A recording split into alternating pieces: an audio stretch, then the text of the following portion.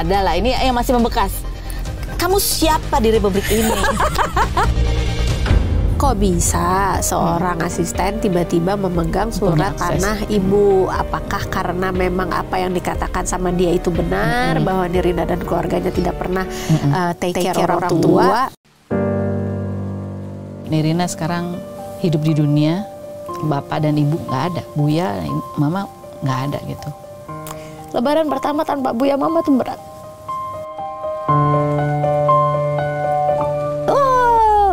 Band dari Coklat, gitarisnya aku bawa pulang, hahaha, gitu kan. Nikah, punya anak, bandnya bubar. Hah? Gimana? Waduh, heartbroken lah dia. Ernest tuh pernah ditelepon sama sebuah radio hanya untuk gimana rasanya punya istri yang punya penghasilan lebih dari lo.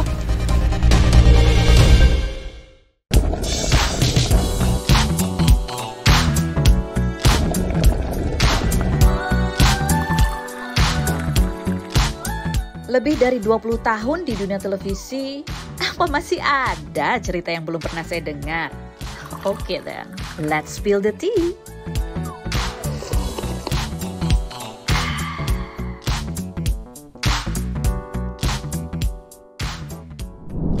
Spill the tea. Hari ini kita mau ngobrol sama Nirina.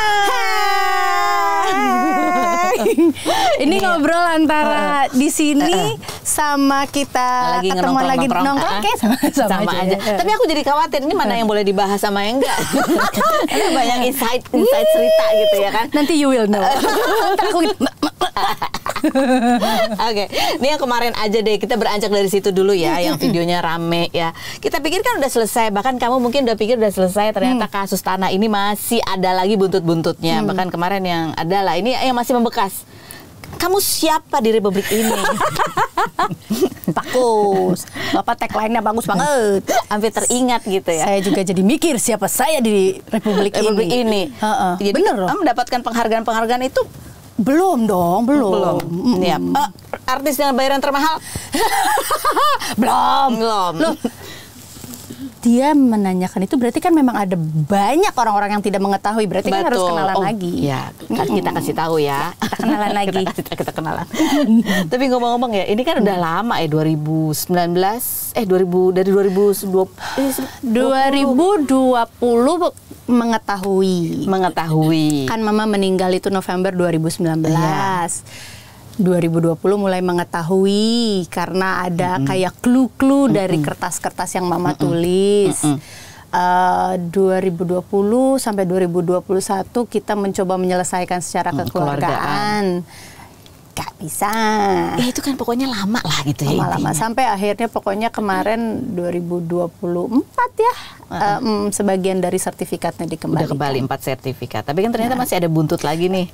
Diturut tergugat lagi. Turut tergugat. Ya harus ke pengadilan lagi ketemu. Nah kayak sekolah hukum loh ini lumayan berapa tahun ini. Ya. Jadi sekarang kalau ngelihat ada kontrak tuh wah detail banget.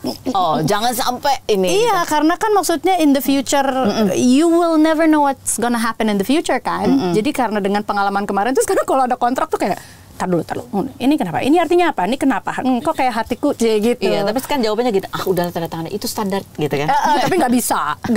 Oh, sekarang sekarang nggak bisa. Nggak bisa diperjelas gitu. Iya, karena kan balik lagi ya kita siapa lagi yang ngejaga diri kita sendiri kalau bukan kita gitu kan. Sure, lawyer and everything gitu loh. Tapi kan maksudnya kembali lagi. Jangan sampai nyesel ya. Lebih baik kita kind and firm kan daripada kita. Maksudnya kalaupun di sini misalnya Nirina dibilang, Nirina sekarang kok terhadap peraturan ini banget.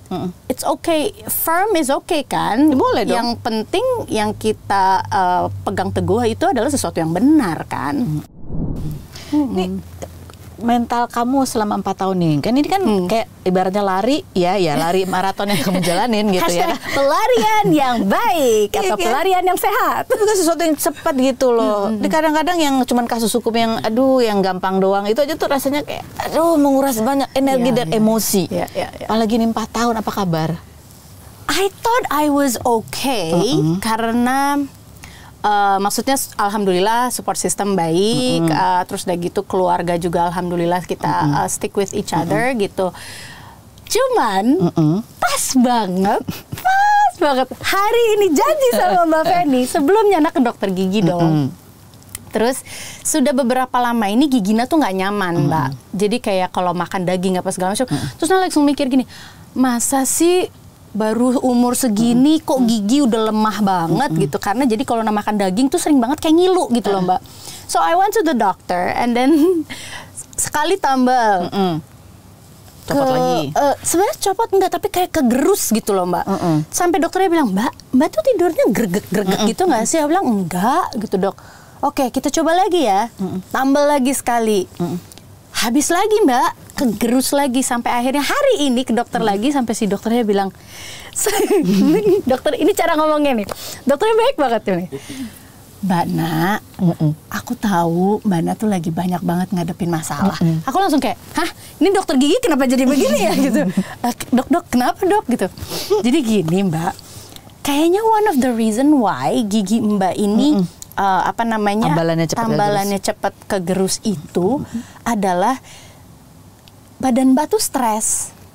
Aku sampai kayak, badan aku stres dok, jadi hubungannya apa gitu? Ya mungkin dengan apapun yang pikiran Mbak ini di badan Mbak, mungkin Mbak nggak mikir atau nggak sebegitu stresnya, tapi badan Mbak itu membuat cengkraman di gigi jadi kenceng banget. Jadi pas lagi kita tidur, itu tuh kayak giginya tuh gitu.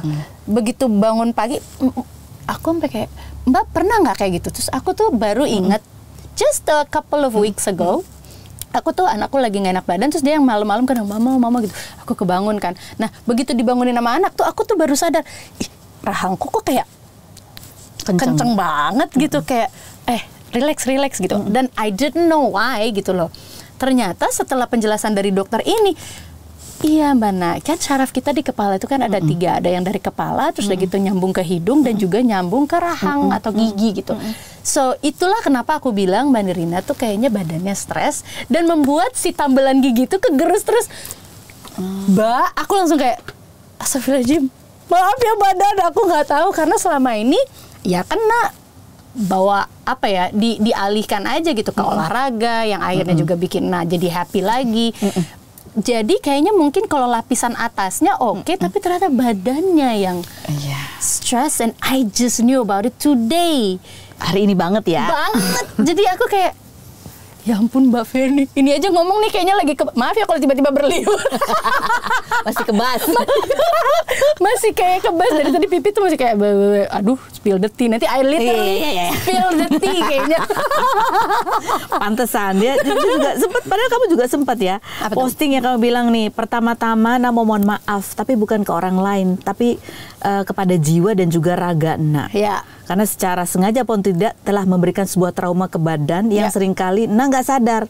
Seperti ini panjang nih. Iya itu bener. Ini padahal sebelum ke dokter gigi nih ya? Belum. Tapi karena cuma menyadari bahwa memang badan kita kan pasti adalah gitu loh. Ini baru teori nih ya? Baru, karena pernah belajar ini loh Mbak, yang kita pernafasan itu, bahwa dari pernafasan itu kita ada tuh Mbak yang self healing itu, yang kalau kita didiemin, coba kamu pikirin apa yang pernah menurut kamu membentuk sebuah trauma gitu kan, nanti badannya tuh gerak sendiri. Dari situ aku belajar bahwa apapun yang kita hadapi itu ternyata meninggalkan stres di badan gitu loh.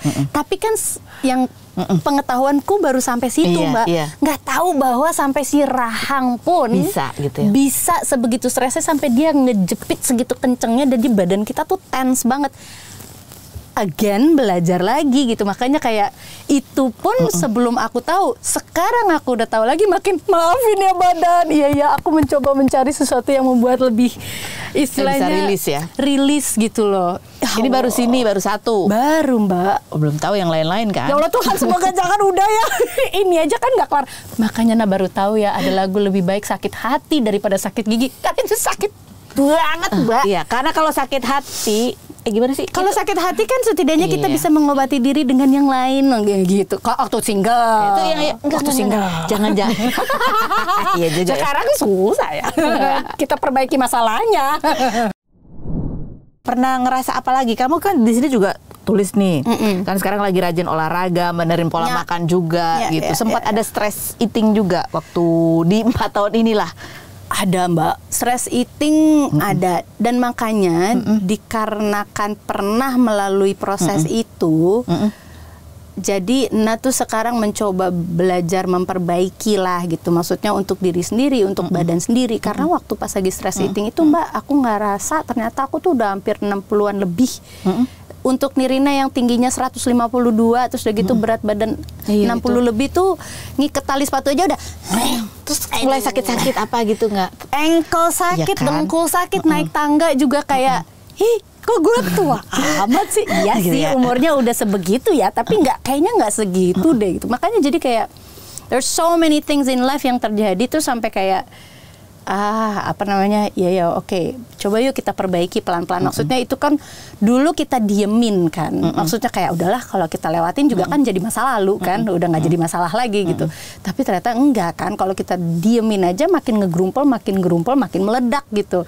So ya sekarang pelan-pelan lah, maksudnya kayak memperbaiki pola makan, pola tidur, yang paling penting ternyata kan. Jadi ya udah dari situ kayak pelan-pelan kayak, oh my god, badanku maaf ya. Ini dia kamu ngejalanin ini tuh bersamaan juga masuk masa pandemi kan ya? Ya.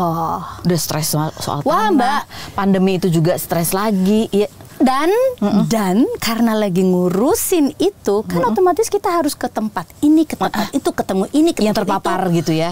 Bener dong, dan beneran terpapar. Di rumahku tuh lagi jadi rumah gadang pada saat itu, karena kan waktu itu bangku yang di Bali itu dia kerja di hotelier kan.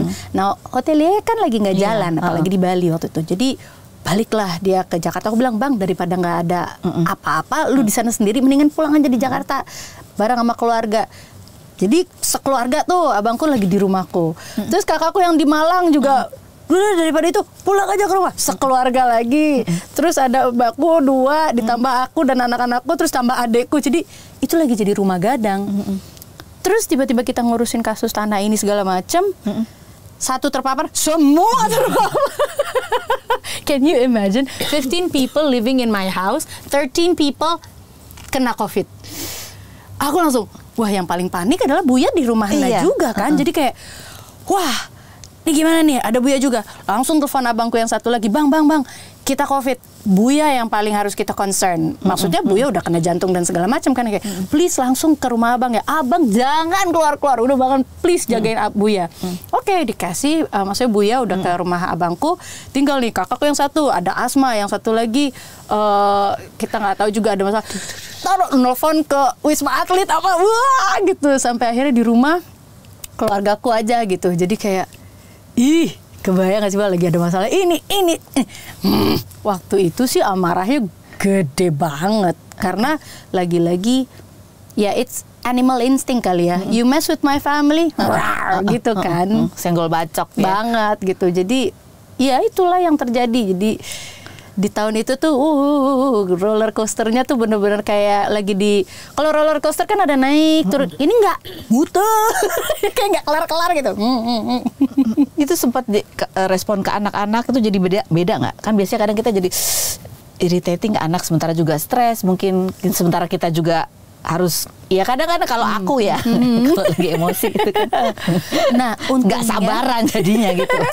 Untungnya ternyata COVID malah kayak lebih membuka mata dan hatiku bahwa ya keluarga is everything, dan unit terkecil kita adalah keluarga kecil kita kan. Dan ternyata begitu dihadapi masalah seperti ini tuh justru makin rapet, makin gimana ya, makin deket gitu loh. Jadi kayak even to Ernest gitu loh, yang sebelum-sebelumnya mungkin kita ada apa-apa gitu, tapi begitu pas lagi kejadian kan gitu ya, kejadian COVID kan ada 2 juga kan. Orang semakin didekatkan sama pasangannya atau semakin kelihatan apa yang tidak terlihat sebelumnya gitu loh.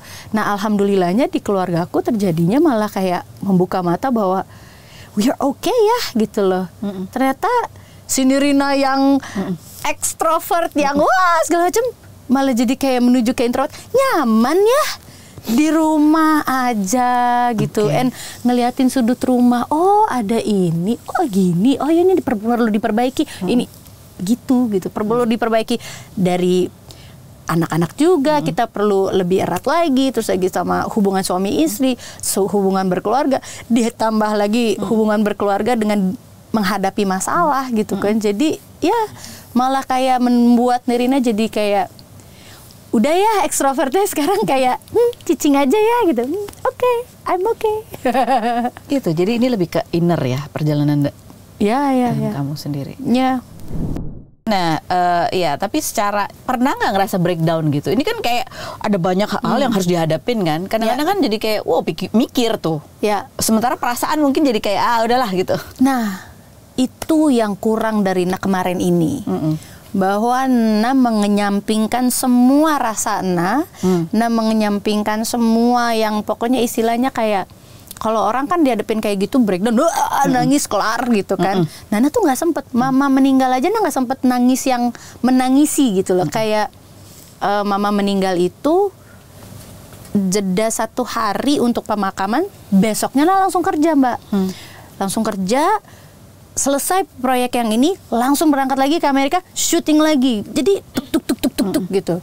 Nggak sempet tuh nangisin apa segala macam. Makanya waktu itu akhirnya Na bilang minta maaf ke badan tuh karena itu gitu. Karena Na tuh nggak sempet nangis tuh nggak apa-apa loh gitu loh. Lu terlihat tegar dan memang mungkin tegar, tapi it's okay. Nangis tuh nggak apa-apa. Itu gitu. hal yang wajar gitu. Iya, malah jadi ada rilisnya gitu kan. Nah dulu kayak enggak, gue bisa. Nggak masalah, nggak ada masalah. Ini I'm happy, I'm okay. Tapi ternyata itu denial gitu loh. Sampai sekarang? Sekarang sudah nggak, akhirnya udah melewati masa yang akhirnya bisa menangisi. Dan juga sekarang sering banget kayak apa ya, ngambil waktu untuk kayak lagi, kalau misalnya lagi kosong gitu nggak ngapain, udah nih diem, tiba-tiba kepikiran aja gitu, misalnya Buya atau Mama gitu. Terus ngobrol. Ya udah tiba-tiba ada rasa, apakah nangis, apakah apa, ya udah keluarin aja gitu. Atau kayak misalnya yes, aku lemah kalau dikasih lihat foto. Yes, such a sweet dad. Ini waktu Buya sakit kan, Buya udah tinggal di rumah itu. Buya udah tinggal di rumah. Ini foto ini. Itu kayak he was being udah jadi anak kecil yang lucu banget, yang di rumah tuh kayak, ih itu ada topi, pakai coba Buya ganteng nggak pakai gitu. Terus kayak, wah ganteng banget Buya gitu. Taulah Buya ganteng, makanya anaknya cakep-cakep ya gitu. Jadi kayak terus minta dipotongin rambut, potongin kuku gitu. I had the best moments sih waktu di rumah gitu. Jadi Na tidak menganggap bahwa pandemi atau apapun, atau misalnya kita kan ada ya dulu tuh sempet tuh mikir bahwa gimana ya nyenengin orang tua pada saat mereka udah di usia yang mereka perlu perhatian penuh, padahal kitanya lagi aktif-aktifnya gitu kan. Dulu sempat mikir naruh di senior house gitu loh Mbak. Terus banyaklah beberapa keluarga yang itu tuh kan ngebuang. Kok ngebuang ya? Enggak, lagi kan dia aktif, gue jemput, dia happy pulang, dia ketemu sama teman-teman seusianya. Tapi ternyata Buyanya juga termasuk orang yang tidak setuju ditaruh di senior house. Jadi ya udah, nah akhirnya setelah berapa kali perdebatan, lebih tepatnya setelah berapa kali rumah kebobolan rumah Buya, yang kami juga berpikir itu terjadinya karena orang dalam yang berhubungan juga sama mafia tanah ini. Dari situ nggak ngerasa nyaman dan aman kan. Akhirnya tarik semua Buya, tarik ke rumah Mama, tarik ke rumah gitu. So I had a good time having them in my house and in my hands gitu loh. Di tahun 2017 ya kalau nggak salah kita pernah ngobrol. Waktu itu kan kamu cerita kamu sempat merasa overwhelmed karena kamu lihat Buya yang dulunya aktif gitu tiba-tiba sakit kayak anak kecil lagi gitu. Ada kesedihan, kamu ya ikut nggak merawat. mau pakai popok Mbak, itu susah banget. Laki-laki alpha used to be dubes, terus harus pakai tongkat, pakai tongkat aja nggak mau, padahal kakinya udah sakit. Akhirnya kita pakai kursi roda. Itu pun butuh berapa bulan untuk meyakinkan bahwa it's for you. Gak usah pakai gengsi. Yang penting bisa bersama keluarga jalan-jalan, daripada di rumah aja, daripada jalan sebentar udah capek. Itu kursi roda, belum lagi popok, belum lagi misalnya pispot, hal yang seperti itu. Wah, iya sih, itu butuh buat semua teman-teman yang lagi menghadapi menjaga orang tuanya di usianya yang sekarang sudah senja dan menuju tidak aktif tuh sabar ya. Nah juga pernah ngerasain itu, dan dulu kayak kemarin nih baru halal bihalal keluarga kan. Adalah gitu ketemu sama keluarga, terus udah gitu keluarganya bilang kan, keluarga yang ini kok nggak ada, lagi kemana gitu. Khawatir kan kalau orang tua sekarang kalau nggak ketemu tuh kayak, kenapa? Ada yang sakit, ada apa? Ada apa, ceritain dong gitu. Oh enggak, karena ibunya kan udah tua banget tuh katanya. Terus kalau ditinggalin sedih katanya. Jadi ya udah mereka nggak jadi pergi gitu. Oh oke gitu. Ya. Emang ya kalau udah ngurusin usia orang tua udah sebegitu ya. Itu kemarin lucu tuh udah mulai delusional gitu. Delusional gimana? Iya katanya mikirnya anak-anaknya mau bunuh ibunya gitu segala macam. Terus aku ngelihat mereka. Dan mereka adalah keluarga yang waktu mama di usia yang lagi hormonnya lagi imbalance banget. Mama tuh pernah gitu yang nangis-nangis lah datang ke keluarga yang mana, terus gitu ngomong apalah, nggak tahu ya, namanya curhat orang tua ya. Tiba-tiba pas kita lagi lebaran datang, mama tuh sempat kabur ke rumah keluarga itu. Aku cuman kayak ya Allah mah gitu, tapi ya udahlah gitu. These are the things yang hadapin, tapi kan nggak pernah ngomong ya ke orang ya gitu. For what juga gitu. Nah terus pas kita lagi lebaran Mbak, kita datang dong ke acara ke rumah itu. Si keluarga yang ini ngomong gitu. Nah ini dia nih anak yang bikin emaknya nangis kabur ke rumah gua gitu kan. Terus aku yang kok digituin ya gitu. Tapi kan ya udahlah, nggak semuanya harus kita jelaskan kan. Aku cuman bilang ya udahlah, mamanya lagi pengen deket aja kali di situ, ya udah gitu. Nah pas lagi kejadian kemarin halal dia cerita seperti itu, terus aku cuman ngeliat kan akhirnya, ngerti kan perasaan aku waktu itu. Ingat gak waktu itu pernah ngomong?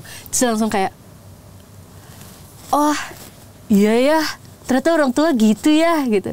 Ya tapi kan dulu gue sedih lagi lu ngomong kayak gitu, tapi ya gue gak ambil hati gitu loh. So once again, sekarang tuh udah di posisi hidup kayak kalau gak tahu apa-apa mendingan diem aja deh gitu loh, daripada ini bahaya banget gitu loh. Karena kita nggak pernah tahu apa yang kita ucapin tuh bikin sedih orang lain. Karena pada saat itu waktu diteriakin di rumah itu, sedih banget Mbak. Ini dia nih anak yang bikin nangis ibunya. Mana ada niat sih gue kayak gitu loh. Apalagi si kasus mafia tanah itu sampai ngomong bahwa katanya Nirina sama kakak-kakaknya nggak pernah ngejagain orang tua. Iya, apalagi sih ini. Tapi kembali lagi karena udah pernah ketempa hal kayak gitu. Kadang-kadang sekarang udah ngambil hikmah dari hidup adalah setiap orang yang diberikan cobaan sama Tuhan itu kalau cobaannya datangnya bertubi-tubi, itu kita udah di titik kayak apalagi nih, udah bukan kayak apa ini gitu loh, udah lebih kepada ini apalagi ya gitu. Oke, gitu kita hadapin aja deh. Jadi misalnya, dan waktu itu kan Nat tuh berkali-kali bilang mama Nat tuh kan gulanya gula kering ya Mbak ya. Gula kering kan ke pikiran. Ya delusional, suka lupa, terus suka melankolis gitu kan. Tapi kan buat orang yang nggak ngerti, ngapain diapain sama anaknya? Gak dikasih makan. Dan memang selalu mama kan ngomongnya gitu, mama belum makan. Mama udah makan tadi gitu. Kapan kamu kasih mama makan? Ya udah, mama mau makan apa? Tapi kali ini dikit aja ya Maya. Maksudnya yang penting mama cobain aja dulu. Dan mama kan gula, mama kan nggak boleh nasi. Banyak pantangannya, tapi gimana caranya tidak terdengar seperti ngelarang. Itu pun tetap salah. Gitu. Padahal kita jagain gitu kan. Balik lagi ya udah. Jadi ya udahlah, udah pernah ngerasain itu semua dan oke. Sekarang lebih apa ya Maya? Lebih kalem kalian Nirina, bukan kalem sih, lebih ke dalam lah kalau ngapa-ngapain gitu. Jadi nggak reaktif ya? Nggak. nggak lebih si mama. Ya. Iya, dalam waktu yang ya hampir berdekatan ada kasus gitu. Nirina sekarang hidup di dunia, bapak dan ibu nggak ada, Buya, mama nggak ada gitu. Sempat atau ada nggak sih momen ngerasa kayak iya udah nggak ada nih gitu? Lebaran pertama tanpa Lebaran pertama tanpa Buya Mama tuh berat. Karena ini kan pengais bungsu ya. Jadi kayak pengais bungsu tapi anak perempuan hampir terakhir. Terus yang Buya selalu, kan Buya tuh Minang banget ya. Anak perempuan lah gitu, anak perempuan. Sampai mama sama Buya tuh di hari terakhir hidupnya tuh di rumah. Jadi Lebaran kakak-kakak pada datang ke rumah tuh kayak kita yatim piatu ya gitu loh. Begini ya rasanya. Dan apalagi kita juga dihadapin masalah gini, terus kita tuh sampai bener-bener kayak Bang, Uni, Dede, ini kita lagi ngadepin masalah nih. Dan masalah kita tuh istilahnya ada materialnya juga gitu. Jadi please ya jangan sampai Buya Mama nggak ada masalah kayak gini dan ada urusan material gini, jangan memecahkan kita ya gitu loh. Karena yakin sekarang gitu, oh ternyata adanya orang tua tuh adanya orang tua tuh ada dua hal gitu. Maksudnya bisa menjadi perekat keluarga atau justru pemecah keluarga, nggak tahu ya. Tipe keluarga kan beda-beda. Tapi yakin Buya Mama tuh perekat banget. Karena mereka sangat posesif dan Buya itu kan diplomat ya Mbak. Jadi kayak thank you. Jadi kita tuh udah kebiasaan kalau di luar negeri nggak ada siapa-siapa, ya udah kita sama keluarga kita sendiri aja gitu. Jadi we're very comfortable, we're very possessive of each other gitu loh. Makanya pas Lebaran pertama tuh kayak beratnya aja di yatim piatu. Nggak ada mama, nggak ada Buya yang kita sungkemin. Makanya memilih waktu Lebaran, milih sepedaan. pilih sepedaan.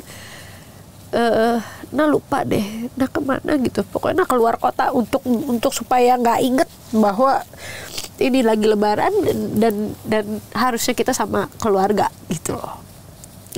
Ya, ini sih coba selalu gitulah. Bersedih boleh, tapi jangan lama-lama. Gak tahu apakah itu hal yang baik atau enggak, karena ternyata ada yang marah nih di sini. Stres aja kali gitu. Karena kamu simpen. Ya.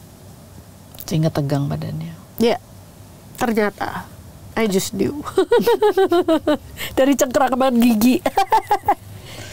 Ya. Tapi akhirnya sudah sempat bersedih. Sudah. Tapi ternyata masih cengeng kalau dikasih foto Buya Mama.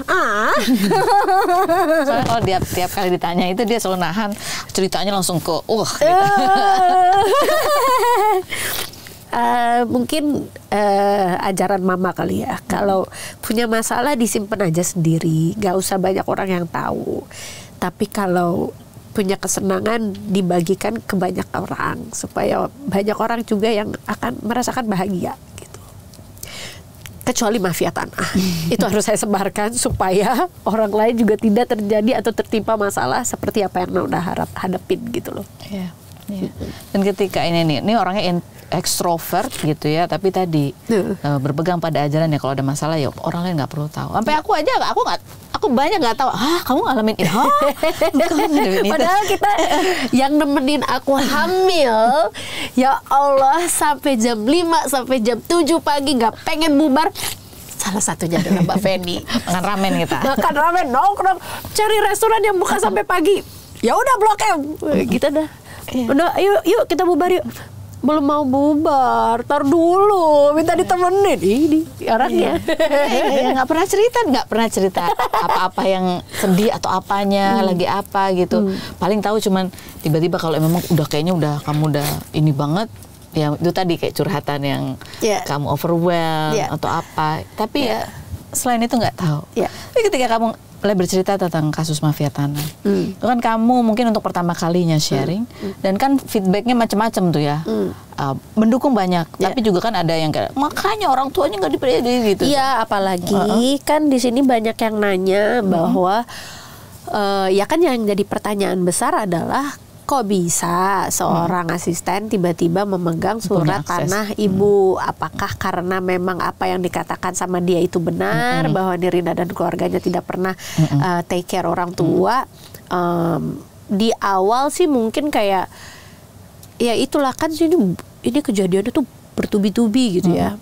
Mama baru meninggal, tiba-tiba kita dibukakan mata, ada kejadian kayak gini. Ini aja sebuah kejadian yang buat kita tuh kayak, ini beneran kejadian ya, bisa ya orang kayak gitu ya gitu. Dan dengan segala ada kubu yang membela atau yang tidak, I didn't care about yang gak bela, karena toh yang tahu kenyataannya kan kita. We don't have to meyakinkan orang-orang itu. Cuman kan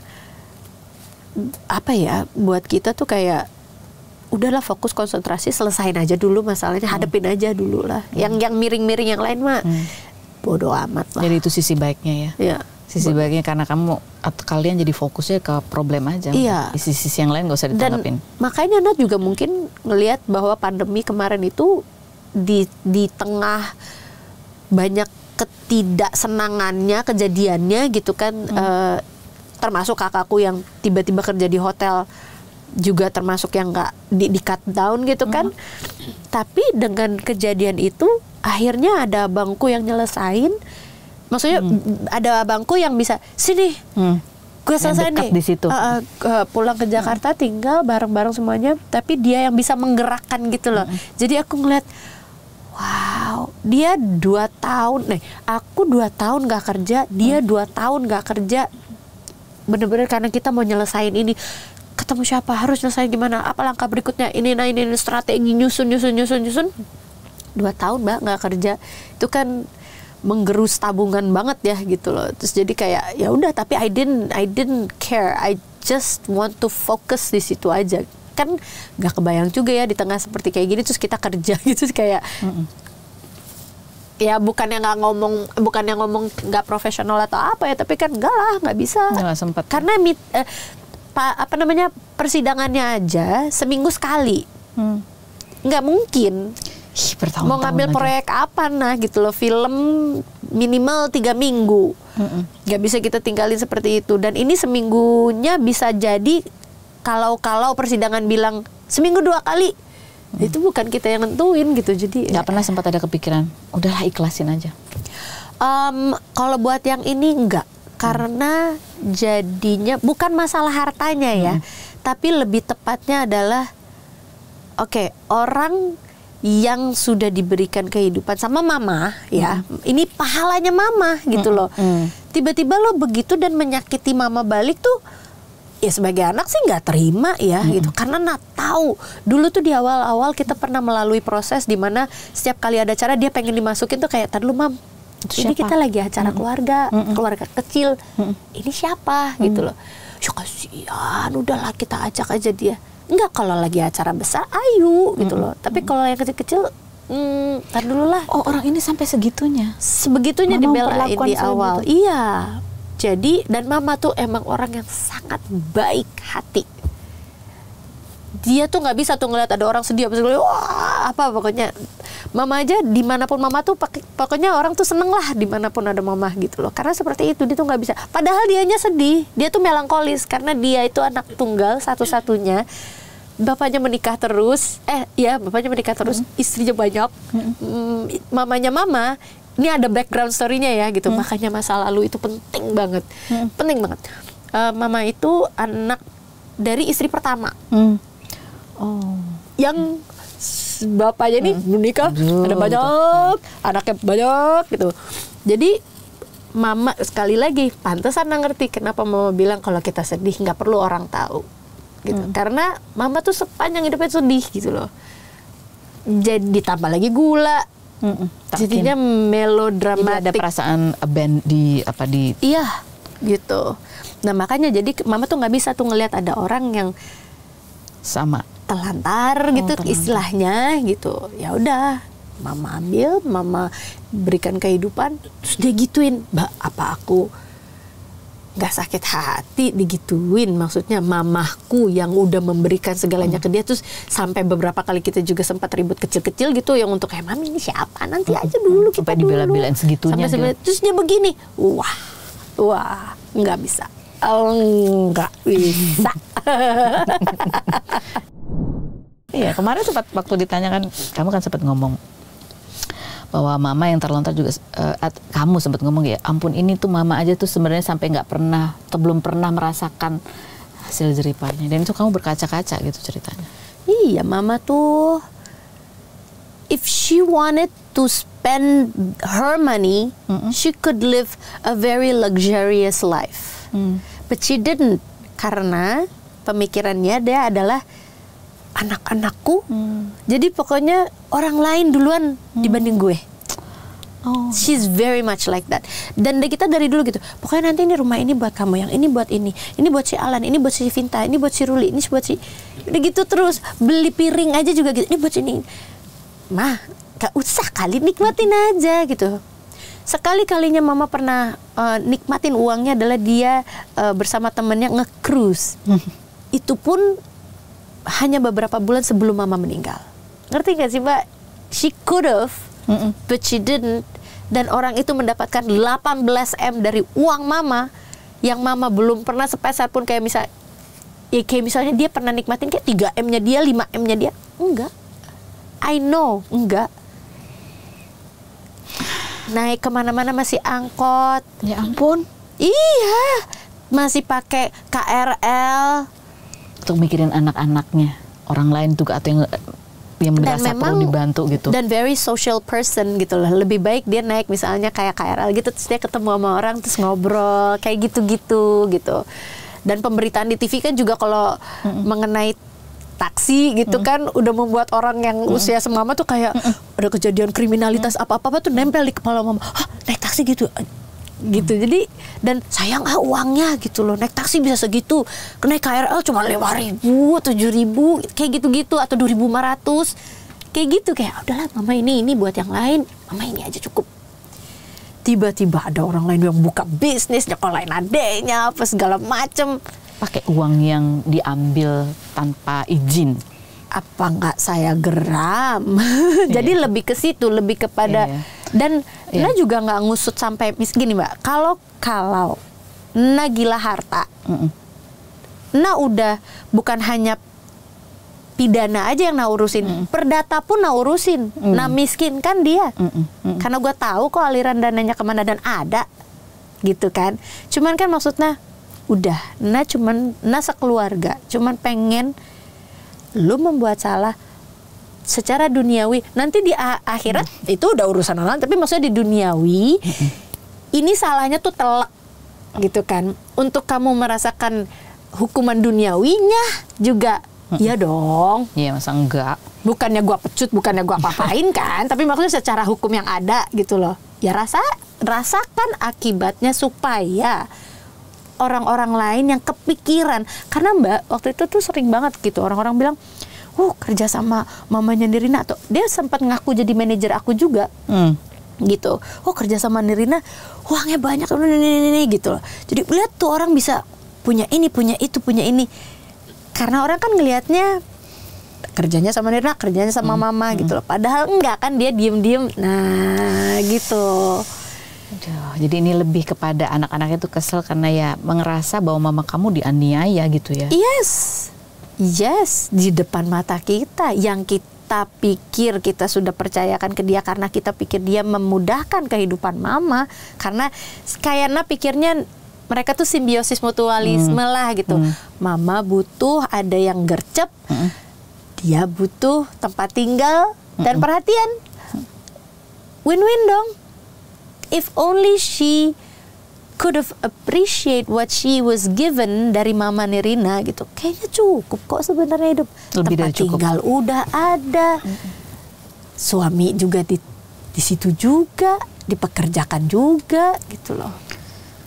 Nah itu maksudnya adalah kenapa yang pengen Nah bilang nggak ikhlas itu lebih kepada pembelajaran bahwa nih orang yang kayak begini jangan sampai ada lagi ya, karena apapun yang lo buat kesalahan secara duniawi yang telak ada hukumnya, ya pasti juga akan bisa terjerat gitu. Ya biar tahu itu salah. Jangan Karena udah gitu. udah ditahan aja kan juga masih ada usaha-usaha. Memperkaya diri dengan cara yang tidak halal.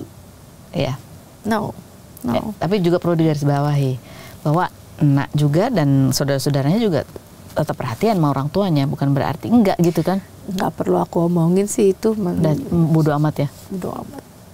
Maksudnya ya nggak perlu diklarifikasi lah. Nggak. Biarin. Terserah ya. Nah, itu tadi kembali ke kuat juga ya. Yang kuat juga mentalnya, astaga. Aku pikir kuat, ternyata badan yang ngobrol lain. Ini baru hilang kebasnya. Udah boleh minum. Udah boleh minum. Yeay. Tadi takut spill the tea.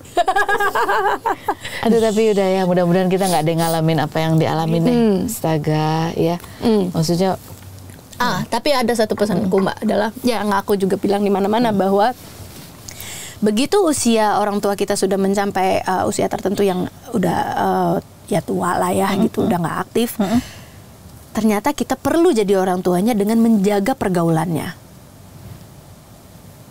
Yes, dengan siapa dia bergaul, dengan siapa dia ketemu, siapa yang lagi dekat sama dia, itu kita perlu lakukan ternyata. Karena banyak loh Mbak yang kalau kayak orang tuaku ya, kalau kayak mama gitu kan jelas kesusup nih hidupnya dengan seseorang yang tiba-tiba begini. Banyak juga temanku yang ibunya dari pengajian apa, dari arisan apa gitu loh Mbak. Ntar ketemu sama siapa, ternyata ya itu uang pinjam meminjam, ternyata lama-lama jadi gede gitu loh. Jadi kesimpulan salah satunya adalah kalau bisa orang tua tinggal sama kita, alhamdulillah. Kalaupun enggak, tolong awasi pergaulannya. Itu. garis bawah. Karena nggak tahu kan. Sama ya, dulu mama ke kita kayak gitu, sekarang mama yang kayak gitu, kita awasin. Karena nggak tahu kan sekarang orang tuh kayak apa gitu. Berawal di cerita-cerita sedih, terus kemudian aku butuh pinjam uang, aku butuh ini apa-apa. Iya, kadang orangnya kelihatan, kadang orangnya nggak kelihatan kan. Apalagi zaman sekarang kan. Sekarang semua kayaknya aku malu pernah dapat Piala Citra ya. Karena gue ketipu sama orang yang nggak dapat Piala Citra, tapi gue nggak baca loh. Hey, kamu jago sekali Actingnya. Iya loh, 10 tahun Mbak ada di keluarga kita. Ya kalau kamu kan acting cuman syutingnya 3 minggu. Ya kan lama. Ya makanya malu saya. Dia udah terinternalisasi itunya, karakternya. Yang patut dapat Citra adalah yaitu penipu-penipu ulung itu. Dapat. Oke. Baiklah, kita lanjut sekarang ke pembahasan berikutnya, ke vintage sikap. Ini ngomong-ngomong soal Piala Citra ya kan. Kita dan kembali soal bahasan siapa kamu di Republik ini. Nirina Raudatul Jannah, tinggal di komplek Korea Toiba, Jalan Musdalifah. Itu tadinya, itu alamat orang tuaku. Iya. Nih, ini ya Allah, ini umur berapa nih? Ampun, kamu Wah, tahun berapa ya Mbak ya? Ini mulai karir umur? Enggak. Ini tuh udah di udah nggak di MTV malah. Apa masih di MTV nih ya? MTV kayaknya. Antara MTV atau udah di salah satu TV swasta sih. Dia tuh anak dubes, udah kemana-mana ya kan. Bahasa berapa bahasa kamu? Bahasa Mandarin juga bisa kan ya? Mandarin bisa. Coba dong sepatah dua patah kata. 你要说什么？我好长时间没有说中文呢。 Bahasa Inggris jago, ya kan? Bahasa Indonesia bisa dong? Bisa ya? dong, walaupun kadang-kadang suka ngaco artinya. Maaf ya, tapi saya berusaha. Enggak, dia lancar. Sekarang, dulu waktu zaman MTV mah malu-maluin. Oh gitu? Iya. Bahasa Indonesia. Makanya dulu Ingat kan kalau misalnya kayak sekarang kan anak-anak apa katanya jaksel. Anak jaksel ya. Yang ngomongnya setengah-setengah. Itu terjadi semena dulu. Oh, kamu tuh dulu gitu. Dulu gitu. Karena otaknya setengah-setengah. Iya. Anak diploma tuh adalah anak setengah-setengah, produk setengah-setengah. Karena kan kita tinggal di mana. Jadi kalau lagi marah, makanya ini menentukan sekali untuk mencari pasangan karena adalah pasangan yang harus setidaknya minimal bisa berbahasa Inggris. Karena kalau kita lagi berantem atau lagi ada emosi, keluarnya setengah-setengah, ada Indonesianya, ada Inggrisnya, ada. Jadi kamu kalau berantem sama Ernest gitu. Untung makanya jadi suami karena ngerti. Kalau yang dulu-dulu, gue udah diem aja sih. Jangan ngerti lagi. Tapi untung Inggris doang kan yang keluar. Inggris aja. Mandarinnya nggak keluar. Enggak. No, ada ukurannya juga. Jangan sampai Mandarin, itu udah terlalu jauh. Iya. Dan ini makanya ini salah satunya kenapa dia kemarin kan lagi dibahas tuh yang dia pindah kan dari rumahnya ke rumah mama.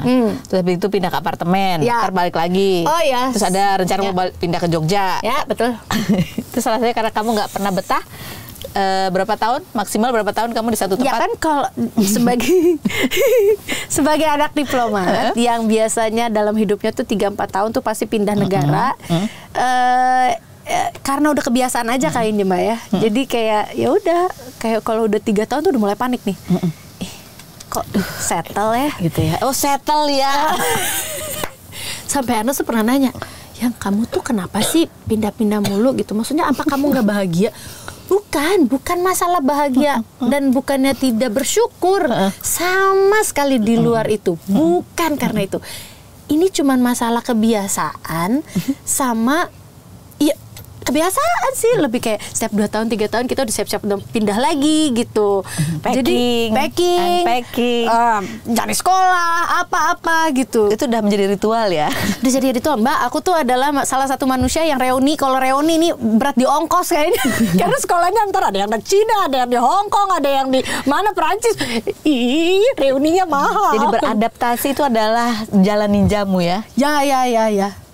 Ya, beradaptasi adalah satu hal yang aku pelajari dalam hidup yang mungkin akhirnya sekarang ini jadi teraplikasi gitu dalam hidup. Ya udahlah, pindah ke Jadi kamu nggak usah lihat ke belakang, depan yang sudah ada begitu. Makanya ekstrovertnya kegali banget karena itu kali gitu. Jadi ya, hampir berapa tuh pindah-pindah tuh.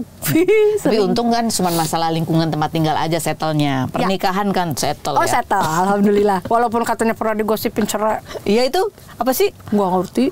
Itu tahun berapa? Aku belum 2015 pokoknya 2016 deng, karena waktu itu 2015 benar. 2015. Kan kita udah. Aku nggak tahu sih. Makanya orang nggak ada apa-apa. Makanya Anda sudah dalam kehidupan saya. Aku nggak tahu ada berita itu. Di Rumpi tuh kita pernah. Tapi aku kayak nggak percaya gitu kan. Masa sih? Anda tuh dari 2010 udah dalam kehidupan saya. Iya. Ingat. Tapi aku nggak percaya. Ini ya, apa karena sih? emang gak kejadian. Makanya pas lagi ada kejadian kayak gitu tuh kayak bahkan udah di pemberitaannya udah dibilangin katanya sudah menggugat. Berarti kan kalau menggugat beneran sudah terjadi, ada surat. Iya, aku nggak percaya lah. Orang di grup nggak ada pengumumannya. Ada lah, nggak ada. Kalau ada apa-apa ada pengumuman di grup. Halo, gitu ya. Guys, sorry nih, masih gitu kan? Nggak ada lah, orang nggak pernah. Ya tapi itu kan, ya udahlah, kata-kata mungkin apa ya?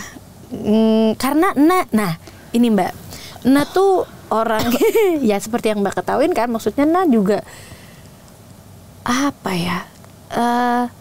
Flat aja gitu loh. Maksudnya kehidupan tuh ya biasa aja, nggak terlalu hingar-bingar, nggak terlalu flexing lah. Iya, nggak. Gitu nggak sih maksudnya? Bukan sih, mungkin problematika hidupnya juga baru sekarang ini ada yang besar gitu kan. Sebelum-sebelumnya mah kayak biasa aja gitu. Iya. Hidup, kerja, bangun, tidur, makan, pergi, apa udah gitu. Kalau sekarang kan kaget. Amit tapi juga ada yang kaca ya? Enggak, kayu. Bohong tapi kayaknya. Kayu bohong. Aduh, yang asli. Ya nggak apa-apa deh. Ini beneran ya? Ya gitu deh. Iya, sampai bingung bahas apa ini kalau lupa. Ini kan dia waktu jadi VJ. Terus habis gitu. Ini The Heart. The Heart. Sama Irwansyah. Irwansyah ya? Iya, Pak Irwansyah. Terus kan dia tuh di saat itu mendapatkan gelar sebagai artis dengan bayaran termahal. Wow. Bener gak sih? Gak tahu. Kalau ya alhamdulillah. Tapi alhamdulillah loh ya kan ada banyak film-filmnya tuh banyak setiap tahun lah. Kita pernah pasti ada produksi, pasti kamu main gitu ya. Nah tuh dulu malah memang sangat membatasi. Nah cuman pengen setahun dulu tuh di awal-awal kalau diperhatiin hanya satu. Hanya satu. Terus kemudian mulai tumbuh, boleh kali ya 2 bisa. Terus pernah ketemu sama lawan main yang tiba-tiba lagi syuting gitu, terus tiba-tiba nanya kan, ini tuh udah maksimal banget tuh, udah pakai prostetik segala macam, ditambah ini, yang ini juga udah. Lo kenapa gitu? Kenapa gue? Gitu. Kelihatan ya, gue tuh lagi jenuh banget gitu. Kenapa jenuh? Lu nggak ngerti nah jadi gue. Maksudnya gimana? Iya lu nggak ngerti kan? Gue tuh setahun tuh kayak 6 film, 8 film. Gue tuh udah sampai ketemu di titik kayak gue jenuh. Aku belum pernah. Terus berdoa lah sama Tuhan. Tuhan, aku pengen tahu rasa yang dia bilang itu apa sih Tuhan?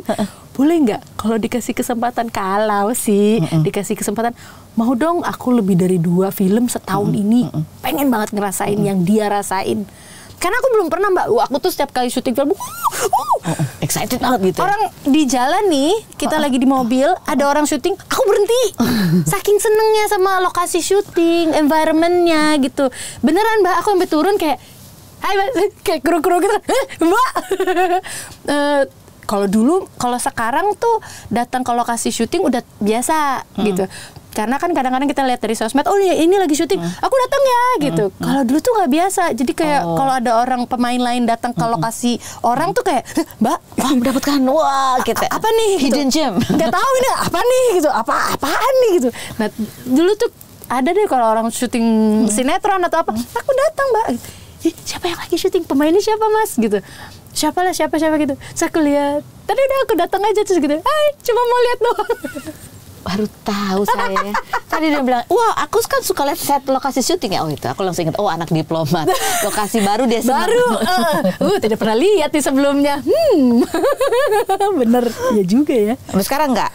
Masih. Astaga. Sebegitu senang. Nah akhirnya dapat tuh Tuhan ngasih jawaban. Nah setahun dapat, nah lupa 4 apa 6 film gitu. Ambil semuanya. Pengen tahu rasanya kayak apa.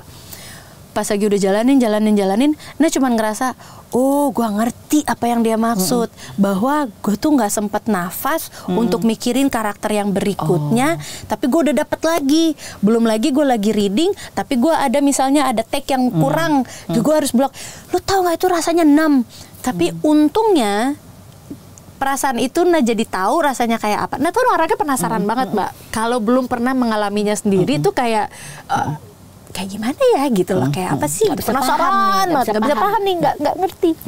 Akhirnya udah dapet 4-6 film gitu, cuman seneng bahwa oh tahu rasanya seperti ini, tapi bukan berarti jenuhnya aku nggak dapet. Memang lagi kayak jadi gitu. bisa paham lah ya. Hanya saja kayak kurang ya waktu buat keluarga ya. Kayak dari satu ini langsung protes suami. Enggak ada yang protes. Akunya sendiri kayak mulai ngerasa kayak aku kurang main nih gitu ya. Kurang main sama anak-anak, sama temen, sama semua gitu loh. Jadi kayak oke Tuhan, kita balik lagi ke Reset Factory Factory Reset. Saya pengen yang sebelumnya aja. Ya 2 tahun alhamdulillah. Setahun 1, 2 alhamdulillah. Yang penting duitnya banyak 1 atau 2 kan honornya. Amin. Ini ada timku menangkap sebuah statement dari kamu yang membuat kita bertanya-tanya gitu ya. Karena kamu sempat ngomong apa tadi? Dia ngerasa kok kayak orang gue tuh nggak laku gitu. Bukan. Kok kayak kurang di notice. Apa sih? Notice, ya. Oh enggak, kayaknya aku tahu itu maksudnya apa. Apa? Kayaknya lebih ke gini. Jadi aku tuh pernah ketemu sama temen lama yang adalah seorang director juga. Terus sebagai seseorang yang berteman di industri, kan seneng ya Mbak, kita kan kalau di industri ini maksudnya yang bisa berteman tuh jarang ya. Tapi pasti kenal satu sama lain. Gitu. Tapi sampai dalam-dalamnya banget gitu, sampai nongkrong bareng jarang gitu. Nah, karena aku pikir aku tumbuh bareng sama orang ini, sekalinya ketemu aku kangen dong. Aku bener-bener, hey, apa kabar? Ya ampun, lu gak kangen sama gue? Gue sih kangen banget main film sama lu ya gitu. tiba-tiba yang pertanyaan yang keluarnya adalah, oh iya ya, kamu sekarang iklannya apa? Kamu followersnya berapa? Mbak, aku kaget. Aku langsung kayak, wah. Mungkin dia nggak nyangka karena kamu awet muda kali. Jadi dipikir, ini apa sih anak baru nih, 19 tahun kayaknya. He knows me. Keluar deh. Ada sih. Intinya pas aku digituin tuh aku langsung kayak, sekarang realitanya udah gitu ya. Jadi lu yang sudah dicapai dari itu ngaruh. Di zaman sekarang tiba-tiba itu beda ya, requirement-nya beda. Pengaruh. Jadi apapun, makanya dibilangin, "Nah, seneng nggak? Udah menang ini, nah itu." Pengaruhnya di mana sih? Karena itu hanya di saat itu gitu ya. Ujung-ujungnya gue ditanyain followersnya berapa, iklannya apa. Dan memang secara followers, nggak banyak. Iya. Karena satu, juga orangnya terhadap gadget. Iya, jarang bikin konten-konten gitu ya. Kalau bikin konten-konten udah pasti enggak gitu kan. Kecuali memang ada collab sama siapa gitu. Karena tuh ya apa ya, nyaman Mbak sama, maksudnya kayak itu akhirnya ternyata aku tuh biasa aja gitu. Iya, aku biasa aja. Aku nyaman dengan kehidupanku seharian yang adalah bersama anak, bersama suami, atau nggak ngapa-ngapain di rumah. Padahal kamu tuh termasuk yang update loh. Maksudnya update tuh kayak yang kemarin jualan tanaman pas pandemi. Itu aku tahu gitu. Terus ikan cupang. Iya, itu adalah survival mode. Terus yang anak kamu apa cosplay apa gitu kan. Terus lumayan update gitu loh dibandingin aku, fotonya selfie, foto diriku aja gitu. Tapi ternyata mungkin bagusan gitu kali Mbak, nggak tahu ya. Makanya aku tuh sempat ngerasa tidak terlihat di industri ini. Terlihat. Iya loh. Kecuali pada saat lagi ada kasus atau segala macam. Wah, kok di situ ya ngeliatnya. Tapi mungkin emang guenya kali kurang menonjolkan diri. Tapi ya udahlah. Iya, itu yang jadi aku juga nih sebagai pembawa acara di televisi gitu ya. Kalau ketemu teman ya udah kenal, kalau di luar kan sering ngobrol. Terus begitu aku undang, terus lagi, kamu diundang kenapa sih, emang ada kasus apa gitu. Aku mikirnya, gimana sih? Tapi bener loh, aku kalau misalnya diundang, aku jadi ngerasa gimana ya. Iya lagi. Gimana tuh Mbak? Iya sampai gini. Tuh kalau aku nggak ada kasus aja nggak pernah diundang. Aku cuma gini. Ya gimana ya. Tapi udah di titik yang beneran kayak emang ya apalagi. Tapi kan Mbak nggak pernah ngomong sama dia bahwa berapa followers dia dan itu apa kan? Emang kebetulan lagi viral.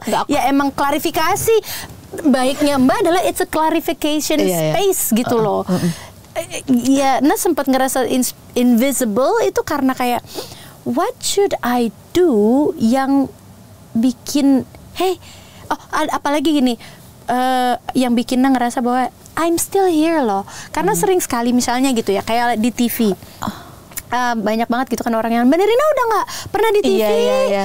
Udah gak laku ya? Gak usah kamu, aku aja masih ditanyain gitu. Syuting apa sekarang? Mungkin dia apalagi kalimat itu Mbak, udah gak laku ya? Wah, lugas tegas sekali ya, gitu langsung menujunya ke hati.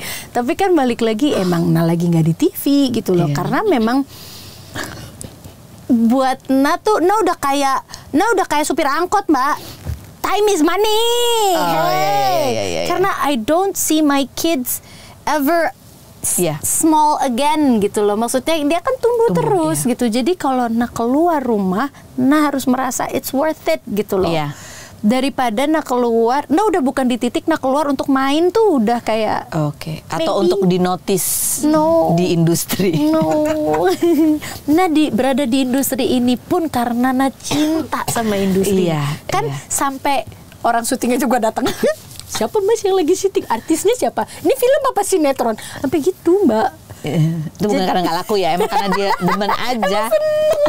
Iya, jangan-jangan krunya juga mikir, wah, Ian deh udah nggak pernah di calling. Bukan Mas, emang kayak TV aja. I surely do miss hosting a show gitu loh. Tapi kan maksudnya kayak ya belum ketemu yang cocok aja lagi gitu. Dan mungkin juga TV kan bingung ya, nak tuh mau ditaruh di mana ya? Iya. Emak kah? Anak muda udah pasti enggak. Soalnya juga acara musik kan sekarang juga udah lagi nggak terlalu banyak. Acara review film juga dulu kan ada tuh ya, sinema-sinema. Iya. Sekarang tuh belum ada lagi. Jadi Ina juga nggak apa-apa, namanya cycles gitu kan. Dan sekarang kan medianya tambah, medianya ada sosial media. Iya, and actually I'm very comfortable. Ada sekarang yang namanya, maksudnya kita bisa jadi influencer lah atau content creator lah. So, I'm very comfortable karena bisa kerja dari rumah. Iya. Aku suka. Ekstrovert yang menjadi introvert. banget. Nggak, walaupun banyak sih teman-teman yang bilang nggak ada lo ekstrovert aja. Tapi kamu enggak. Dia justru menurut aku bukan ekstrovert juga. Masa? Kamu kan nggak menceritakan semua yang kamu alami. Menurut aku itu bukan ekstrovert. Extrovertnya tuh harus gitu. Ada kan orang yang ya dia sangat nyaman cerita apa aja hidupnya. Oh ya, nggak ada saringannya. Jadi kamu sebenarnya kombinasi. Berarti lebih menuju ke yang satu nih. Tapi udah mulai nggak balance nih, udah mulai rumah aja. Kayak gitu, kayak apalagi aku. semenjak menjual tanaman itu kan kayak cakep tanaman sendiri. Oh iya, keluar. asik ya. Enak banget, Mbak. Very happy. Ya pantasan kamu pandemi masih survive karena itu kamu diambang. Makanya semenjak pandemi kayaknya mulai beratan yang satu. Iya, beratan satu karena nyaman. Oke, next foto. Wow. Nah ini dong, ini aku dulu belum main sama dia. Belum. Ya ampun, aku lihat foto ini. Zaman itu. Lihat Ernest dong. Aduh, itu ada jambul ya Ernest. Yo, itu Ernest ini baru rambut pendek. Oh, biasanya gondrong. Iya. Kan pas lagi baru nikah, ya namanya rockstar masuk ke keluarga yang adalah ortodok. Apa ini rambut gondrong? Aduh Ernest. Pendek kan. Payet Ernest. Nah ini pertanyaan penting yang aku belum pernah tanya. Gimana cara Ernest meyakinkan kamu untuk akhirnya menikah? Iya ya. Itu padahal iya kata dia lagi. Iya beneran. Karena waktu pas lagi sebelum ketemu sama Ernest, itu udah di titik kayak baru ngomong sama mama, "Mah, capek pacaran mulu, kayaknya orang Indonesia nggak bisa ngertiin aku deh," gitu loh. Pikirannya gitu tadinya, karena kan satu bahasa aja setengah-setengah, pemikiran juga pasti setengah-setengah, ada kadang-kadang ada pemikiran luarnya, ada pemikiran, jadi nggak balance. Kadang-kadang ada pemikirannya luar banget, begitu orang pikir, orangnya sangat luar minded, western minded, enggak, gue tuh Indonesia banget. Jadi orang tuh kan nggak bisa, ini orang mau kemana sih? Diajak western banget, ternyata dia Indonesia banget. Begitu dia Indonesia banget, kagak, dia western juga. Jadi udah di titik yang kayak, "Mam, udahlah, nggak usah ngarepin." Itu udah 20, terakhir 7, 27, 28. Udah Mam, kayaknya dalam hal percintaan bersama orang Indonesia kayaknya nggak sukses. Mendingan Mama ikhlasin Nah mau ke luar negeri, kerja, terserah. Mama mau and not even thinking of marriage. Tapi mau ke luar negeri, mau kerja. Mama nggak usah deh nanyain nikah-nikah, nanti aja lah kalau memang ada waktunya nanti, dan kalau memang ada jodohnya pasti akan ditemukan kok. Tapi jangan maksain gitu. Baru ngomong kayak gitu. Dar ketemu sama Ernest. Terus ketemu sama Ernest juga di awal-awal juga kayak pasti enggak gitu. Cuma bukan kayak dia nih. Enggak, ya, ini buat fling aja dulu kali ya gitu. Karena waktu itu juga posisinya Ana juga lagi ada seseorang. Dia juga ada seseorang. Dia baru putus. Oh, oke. Justru dia baru dia putus. Dianya aman. Cuman akunya yang kayak enggak lah gitu. Tiba-tiba kalau terus datanglah dia yang kalau kita lagi aktif, Mbak, kan dulu ya, zaman dulu kita boro-boro mikir yang namanya nutrisi. Makanan kita, pola makan, istirahat, nggak pernah kan. Kerja. Nah, pas lagi dari situ ketemu sama dia, tiba-tiba dia datang dengan, "Apa nih kamu makanannya kayak gini? Gak bener nih. Udah kamu junk food, aku jatahin ya." Siapa kamu jatahin aku? Nyatain maksudnya gimana? Ya pokoknya kamu 3 bulan baru sekali deh boleh makan junk food. Udah jadi pacar nih? Udah jadi pacar, makanya kayak makanya tadi kayak enggak lah, apa sih nih ngatur-ngatur? Ngatur aku nggak cocok lah nih. Nggak bisa. Lama-lama kok dia berani ngatur ya? Kok aku nurut ya? Kok aku mau ya? Kok mama suka ya? Mama tuh susah banget. Cocok sama calon-calon kambing. Mama dan Buya tuh paling susah. Karena kan cewek bungsu kan. Jadi kayak baby gitu. Jadi kalau ada masuk orang tuh kayak kalau mama ketemu sama dia entah kenapa Ernest anak mama. Kok jadi anak mama? Saya anaknya.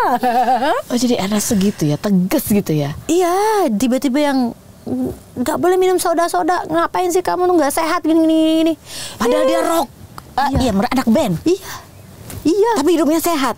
Dia waktu itu memang belum yang terlalu, maksudnya kayak sekarang gitu. Tapi dari dulu dia sudah conscious terhadap apa yang tidak baik sama mama kita gitu loh.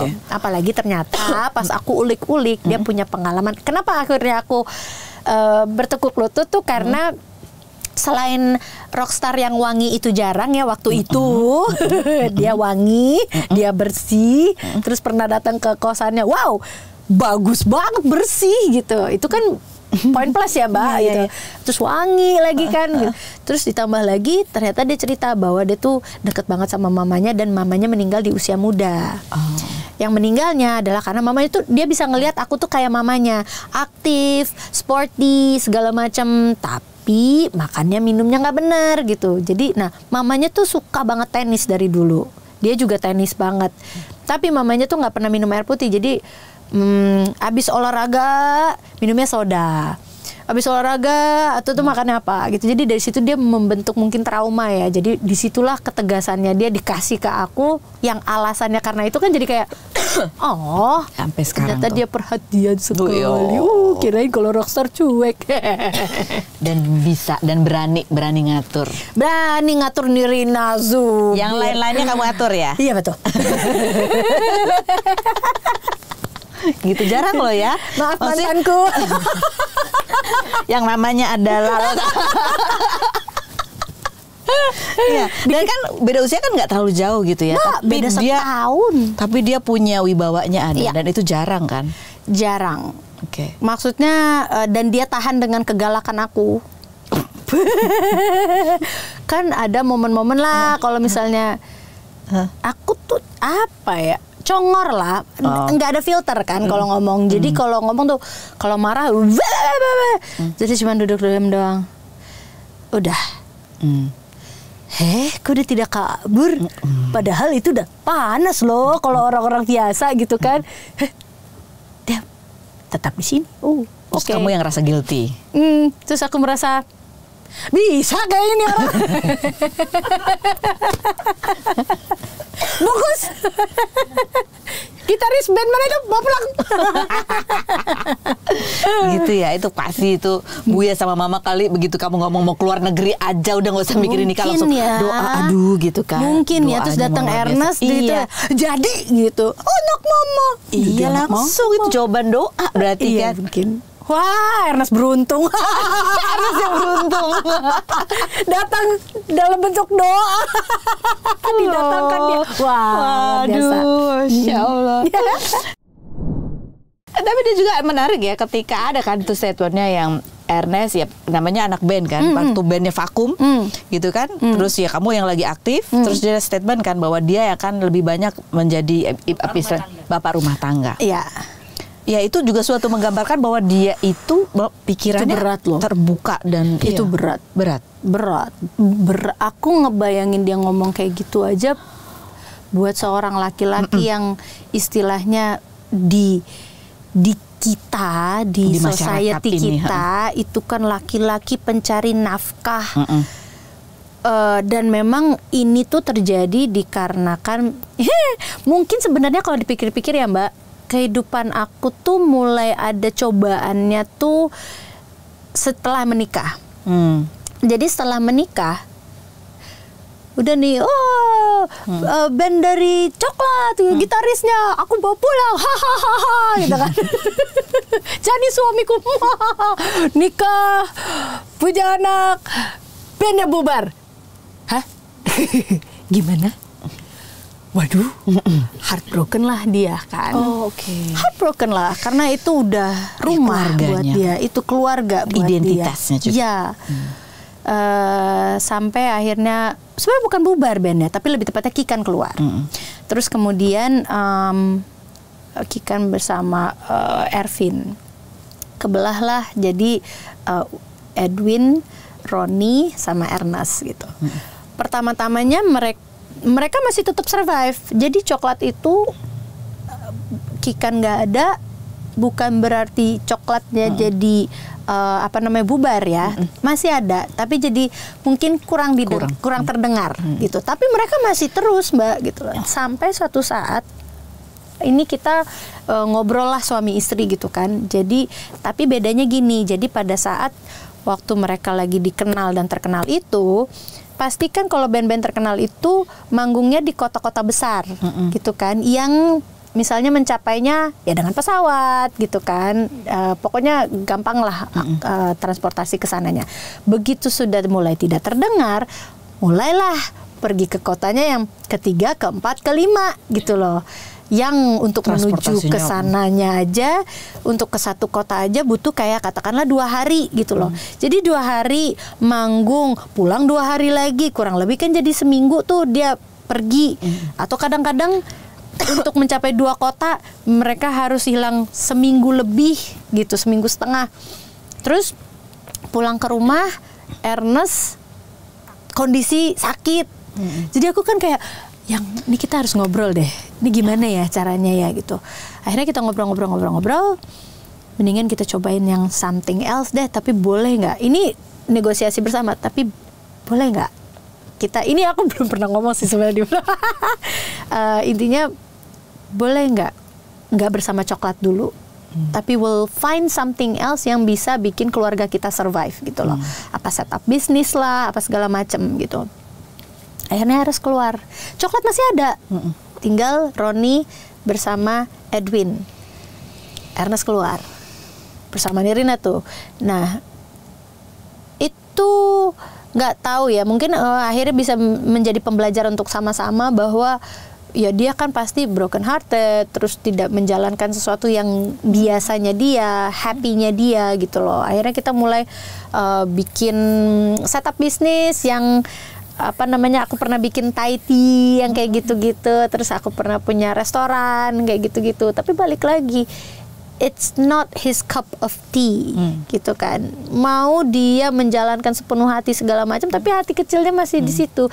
Tapi aku udah bilang sama dia, gini deh, daripada kamu pergi lama tapi kamu pulang sakit dan keuangan yang kita dapetin dari situ habis untuk di rumah sakit, let's just do something else deh gitu. Dan aku lagi aktif, boleh nggak kita gantian dulu? Jadi kamu yang maksudnya dengan kita bisnis segala macam itu kamu jagain, tapi kamu yang di rumah sama anak-anak, aku yang bekerja gitu loh. Dan itu untuk akhirnya Ernest mengiyakan tuh, I really appreciate ya Mbak. Maksudnya it's hard for a man gitu loh. Dan iya di situ dengerlah kita kata-kata. Bahkan Ernest tuh pernah ditelepon sama sebuah radio hanya untuk gimana rasanya punya istri yang punya penghasilan lebih dari lo. Gila Mbak, rasanya gue tuh pengen telepon si radio. Lu tega banget ya. Have a heart man, untuk seorang laki-laki memilih untuk menjadi bapak rumah tangga atau stay home dad ya istilahnya itu. It's hard already, belum lagi mentalnya, belum lagi dengan kata orang apa segala macam. Tapi kan aku lebih rela aku bekerja tapi anakku terawasi sama either one of us gitu loh.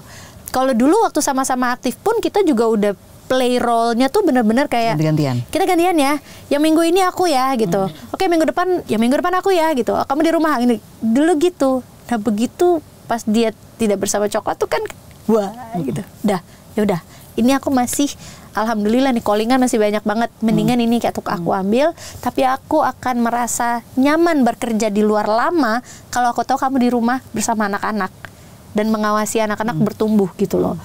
Gitu kan, jadi kayak ada sentuhan dari kaminya.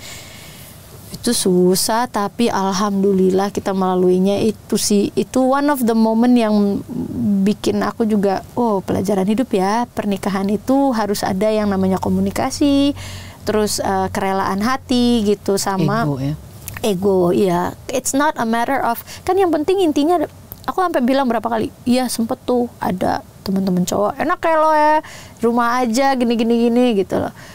Terus aku bilang, terus gimana kamu diomongin seperti ini, kamu gimana? Sakit sih, dia bilang gitu. Sakit banget sih. Aku boleh mulai kerja lagi nggak sih? Aku mulai nggak kuat nih kayak gini. Ntar dulu, bentar. Boleh nggak dikuatin dikit lagi? Maksudnya ditebelin lagi aja kupingnya, karena maksud aku adalah they don't pay our bills. Mereka tidak bayarin listrik rumah kita, kehidupan kita yang nentuin. Aku nggak tahu kamu bisa seperti apa ngejalaninnya, tapi bantu aku, kuatin hati kamu ya, biar aku juga kerja di luarnya tuh tenang gitu loh. Ya itu alhamdulillahnya dianya cukup kuat dan cukup bebelah istilahnya gitu, bisa. Tapi kan itu ego ya Pak, bukan ego, apa sih, selaki-laki. Dan dia berani mengatakan nggak enak sih, sakit sih gitu kan. Banyak orang yang nggak apa-apa gitu kan. Di awal sih mungkin iya. Di awal yang keluar amarah. Pastilah, karena dia nggak tahu cara ngomongnya gitu kan. Sampai berkali-kali aku ngomong, kalau kamu ada rasa apa-apa, please let me know ya, please let me know. Dan akunya juga selalu nanya, sampai akhirnya bisalah kita terbentuk polanya yang kayak tadi itu, aku nanya dan dia bisa jawab. Di awal sih lumayan juga ya roller coasternya, karena kan ya ngertilah ternyata rumah tangga tuh yang katanya ganjil-ganjil tuh dicoba tuh. Ya saya juga merasakan, tapi bukan karena, alhamdulillahnya bukan karena orang ketiga, tapi memang realita hidup aja gitu. Dan terus gimana? Kan kadang-kadang ada juga nih godaan buat perempuan yang bekerja dan penghasilannya lebih gitu ya, untuk nggak nurut. Iya kan? Nah itu pengaturannya gimana? Kadang-kadang ngerasa jadi kayak dominan gitu. Ada lah mungkin capek atau apa kalau dibilangin kamu jangan gini ya. Apalagi Ernest kan orangnya yang itu juga strict firm ya. Itu gimana tuh mengatur egonya supaya sebagai istri walaupun kerja ya tetap ya nurut sama suami. Nah, kalau Nas sih mengartikan kodrat ya di sini. Bukannya maksudnya kan orang suka bilang udahlah kodrat perempuan tuh di dapur, bukan gitu. Tapi kodrat kita mungkin memang sebagai seorang istri, bahwa kita udah nyampe rumah ya kita istri, gitu loh. Dan memang mungkin karena aku udah ngeliat pengorbanan dia kali ya Mbak ya, jadi aku nggak pernah ada kepikiran untuk kayak aku lebih dari kamu. Karena untuk seorang laki bisa mengakui dia adalah stay home dad. Dan dia betul-betul berperan sebagai stay home dad. Iya, nganter anak, ngerjain PR maksudnya bareng-bareng sama anak, terus gitu nganterin anak apa segala macam. I'm very happy. Dan aku kalian bisa melakukan pembagian tugas. Iya, dan lumayan lama tuh, maksudnya bukan dalam arti dia tidak berpenghasilan juga, tapi lebih kepada ya dia bisa being a stay home dad for quite some times. Dan aku juga jadi bisa bekerjanya lebih tenang gitu loh, karena anak-anak ada bapaknya gitu kan. Dan boro-boro kepikiran yang lain, karena I'm very happy dengan the house situation. Kecuali mungkin ya tadi itu kalau tiba-tiba ada lagi marah-marah uring-uringan gitu. Kenapa nih Niannya ada apa nih? Ya tadi ada yang bilang gini. Ya istilah kayak mau kondo apa segala macam ada pernah kedengeran lah. Tapi kan aku bilang mereka nggak bayarin listrik rumah kita. Mereka tidak tahu kehidupan kita dan tidak membiayai kita sama sekali. So, udah bodoh amat. Masya Allah, keren. Jadi, makanya aku bilang dia keren. Akunya bisa menjadi gini dan bisa tenang bekerja apa segala macam dan bisa tetap berkarya ya karena dianya bisa menerima dan menjalani gitu loh. Iya. Jadi dia juga ya artinya kalian kan sepakat gitu kan. Iya sepakat. Dan Makanya pas kemarin coklat reuni tuh, wah, bener-bener yang wah, nangis. Happy banget. Tuh. Iya, nangisnya tuh lebih kepada happy karena this is where you belong. And God gave you the chance. 12 tahun, Mbak. 12 tahun kita melalui itu, di mana dia patah hati apa segala macam gitu loh. Dan dia bertahan, dan alhamdulillah aku juga kuat dan bertahan juga gitu. Makanya ada pemberitaan dibilang Nirina bercerai. Helah, kepikiran juga nggak, orang lagi mikirin ini minggu ini siapa yang bekerja, minggu Lagi mikirin tagihan ya kan. ayo nih kehidupan rumah tangga, bayar listrik apa sih, buru-buru ada kepikiran kayak gitu. Dan termasuk pada saat kamu melewati masalah ini, Ernest. Ya Mbak lihat aja yang kemarin viral videonya, dia sebagai laki-laki dia punya hak loh. Misalnya dia tidak bisa menahan diri ya, dia punya hak untuk ninju, pukul, apa istrinya diteriakin loh. Tapi dia enggak kan, dia hanya narik aku, terus cuman ada gitu. Di situ aku juga baru ngeh lagi pas lagi ngeliat videonya. Orang tuh pada ngomong, Nes, gua jadi lu dan Tapi dia mikirnya jauh ya. Dan aku langsung di situ aku langsung fall in love lagi, bener-bener kayak iya ya, he could have but he didn't. Karena ya dia mikir jauh gitu. Jadi kayak di situ aku kayak we're doing okay. We're not, maybe kita yang aku bilang, makanya aku mungkin nggak kelihatan. Aku pikir gini, kenapa mungkin Instagramku salah satunya adalah mungkin followersnya dikit apa segala macam, karena aku berpikirnya ya gue memang tidak di apa ya Mbak ya, harta berlimpah apa segala macam aliran gitu loh. Yang itu banget lah, istilahnya tanda kutip ngepop gitu kan, populer yang gitu banget ya, gitu kan. tapi sampai Nat tuh sampai ngomong gitu, kita apa sama Erna sempat ngomong, kita hidupnya nggak yang mewah banget gitu, tapi kita nggak apa-apa kan ya gitu. We're okay right? Iya kita nggak apa-apa ya. Ya udahlah ya udahlah gitu jadinya. Malah akhirnya kita jadi ngetawain sedih. Wah gitu. Kalian berarti bisa balance kan ya, maksudnya kehidupan bekerja memang di industri hiburan, tapi kehidupan kalian ya itu sesuatu yang perjuangan yang ya manis juga gitu. Kan kadang-kadang membalancekan itu kan kadang-kadang nggak gampang juga ya nggak sih? Ketika keluar terus yang penuh dengan godaan, kok dia gitu, kok dia gitu kan, ke rumah jadi tuntutannya banyak beda. Iya enggak sih? Alhamdulillah. Nah ini kembali lagi ke ajaran Buya Mama kayaknya ya, bahwa Ana tuh satu hal yang Ana bersyukur banget adalah mungkin pada saat Buya ngejabat dulu, I've seen things. Jadi keinginan Ana terhadap material kayak pernah ada di situ, dan kalau ada mungkin oke, kalau enggak juga gak apa-apa juga gitu loh. Yang penting terutama adalah buat anak-anak udah secure, itu aja. Tapi kalau kita nggak bisa yang selalu first class pergi kemana-mana dan liburan ke luar negeri terus juga ya udah nggak apa-apa. Toh sebenarnya setelah menjalankan itu semua, Indonesia tuh beautiful banget loh. Ada Raja Ampat, ada Labuan Bajo, ada Gorontalo, ada semua itu yang kita lihat lautannya tuh belum tentu semua negara ada, dan di negara yang pergiin juga bagusan Indonesia ya gitu. Iya. Jadi alhamdulillah, dan secara nggak sadar itu yang Mama sama Buya ajarin turun karena, dan sekarang anak-anaknya tuh diajak ke alun-alun seneng banget. Dengan ikan pancingan itu ngelukis gitu. Jadi aku kayak untung deh anak-anakku belum value maksudnya terhadap materialsnya nggak yang harus ini yang semuanya tidak diukur dengan nilai material gitu. Ya, which Nah sama Ernest garis bawain yang paling penting adalah love sih. Live and learn. Dah. Love, live and learn. Oh. Gak kerasa ini berapa jam kita ngobrol. Udah bisa minum teh kan nih? Ya udah. Ini tehnya gak dikasih gula loh, tapi dia tehnya emang manis. Asli. Stevia mungkin. Nggak tahu deh ya. Oke lah, nggak apa-apa. Nanti aku lihat Hidup lagi perlu ya. yang manis-manis. Kan kalau habis sedih biasanya harus yang manis gitu biar netral. Tapi untung nggak nyecas-nyecas lagi nih, gara-gara tadi masih Udah baal. saking ngobrolnya saking lamanya Baal sampai udah hilang. Ya udah hilang, alhamdulillah. Rahang, kamu jangan ngegeram lagi ya. Aku berusaha deh untuk nggak bikin kamu stres.